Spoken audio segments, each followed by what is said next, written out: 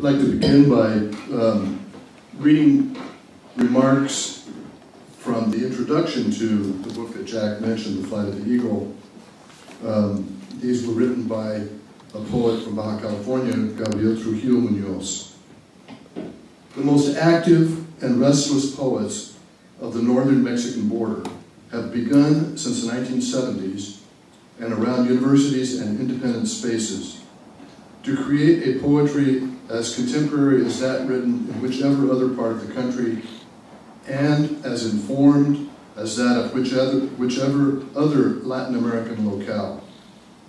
This currency in literary and artistic questions has become a normal part of border culture, now that the poets of this zone of the country have at their disposition the abundant information flow stemming directly from the United States and the availability through ready proximity of its bookstores, cultural spaces, libraries, concert halls, art galleries, cinemas, and school centers, as well as the opportunity to meet in person many of the North American and Latin American authors who, for one reason or another, pass through the border areas of California, Arizona, Texas, and New Mexico.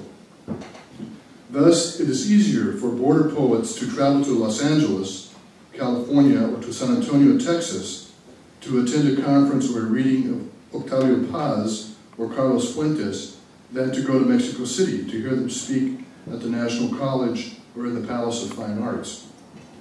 Not to mention hearing or speaking with beat poets like Allen Ginsberg in San Diego, or with ethno-poets like Jerome Rothenberg in Calexico. These are advantages of living on the Mexico-United States border well before the treaties of free trade and free culture made it fashionable.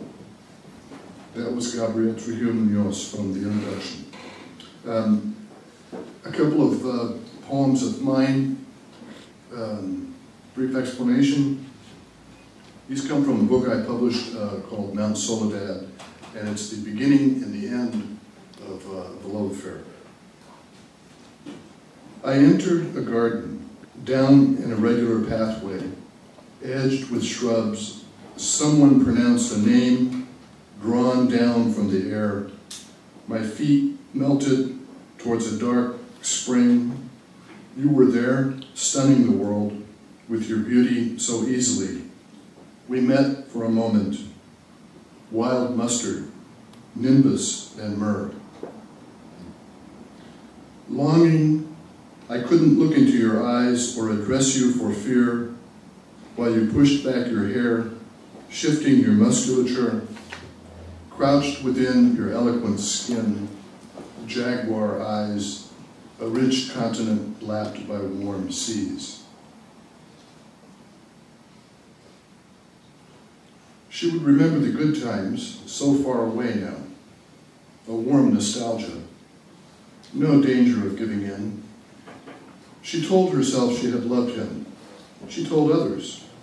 She said it was a tragedy, what happened, as if she'd had no role in it. Too bad he hadn't had more money. Everything would have been wonderful.